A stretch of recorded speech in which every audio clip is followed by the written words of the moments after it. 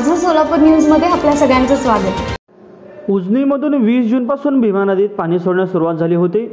अजूनही ते सुरू असून सध्या 1600 क्युसेकचा विसर्ग धरणावरील विद्युत निर्मितीसाठी सोडला जात आहे। त्यातून दररोज 3 लाख युनिट असे 100 दिवसांमध्ये तब्बल 3 कोटी यूज निर्मिती होत आहे। महावितरणकडून प्रति युनिट 2.80 रुपयांना ही वीज विकत घेतली जात असून यंदाच्या पावसाळ्यात या प्रकल्पाने 8.5 कोटींची वीज तयार केली आहे।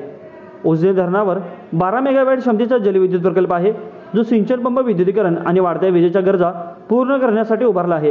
त्या ठिकाणी यंदा सलग 100 दिवस वीज निर्मिती झाली।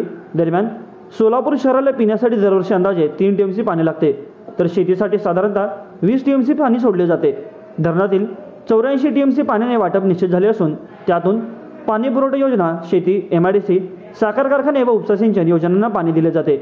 यंदा पावसाळ्यामध्ये मे अखेरीस उजनी धरण प्लसमध्ये गेल्यामुळे तसेच जूनमध्येच ते पूर्ण क्षमतेने भरल्यामुळे धरणात पाण्याची आवक वाढल्याने पूर नियंत्रणासाठी 20 जूनपासून भीमा नदीत पाणी सोडायला सुरुवात झाली।